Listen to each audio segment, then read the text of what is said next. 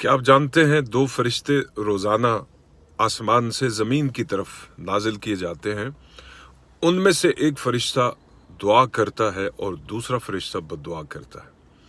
ये क्यों नाजिल होते हैं और दुआ करने वाला फरिश्ता किसके लिए दुआ करता है, बद्दुआ वाला किसके लिए बद्दुआ करता है, जानिए इस हदीस के अंदर। और अगर आपके अंदर ये खूबी नहीं है तो उस खूबी को पैदा करें ताकि वो फरिश्ता आपके हक में दुआ करे।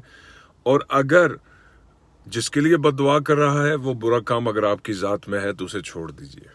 हुजूर सल्लल्लाहु अलैहि वसल्लम ने इरशाद फरमाया कि बंदों पर कोई भी दिन ऐसा तुलू नहीं होता, यानी कि साल भर का हर दिन, जिंदगी का हर दिन जो इंसानों के ऊपर आता है, मगर दो फरिश्ते आसमान से ज़मीन की तरफ नाजिल किए जाते हैं। इनमें से एक फरिश्ता जब किसी खर्च करने वाले को अल्लाह की राह में अपना माल खर्च करते हुए देखता है तो वो हाथ उठाकर अल्लाह की बारगाह में दुआ करता है कि अल्लाह, जिस तरह से इसने तेरी बारगाह में खर्च किया, तेरे लिए तेरे बंदों पर खर्च किया, यानी तुझे दिया, इसी तरह से तू इसके रिज्क में इजाफा फरमा, इसकी औलाद में बरकतें नाजिल फरमा, इसे हर खुशी अता फरमा, जो इसका रिज्क बनता है वो इसे अता फरमा। ये उसके लिए रोज़ाना दुआ होती है जो अल्लाह के रास्ते में सिर्फ अल्लाह के लिए खर्च करता है।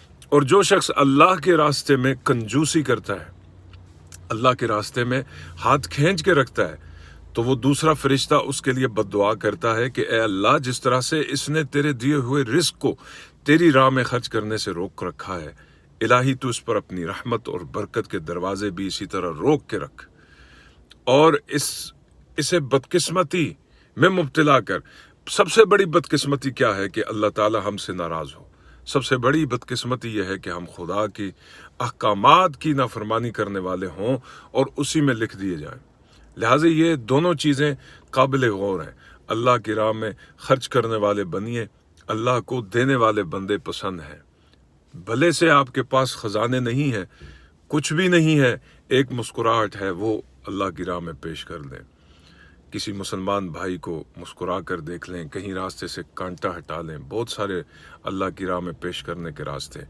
बहरहाल जीना दूसरों के लिए सीखिए, ठीक है, दूसरों को खुशी पहुंचाने के लिए, दूसरों को सुकून और इत्मीनान पहुंचाने के लिए जीना सीखिए और देखिए इंशाअल्लाह कि कैसे अल्लाह ताला रास्ते खोलता है।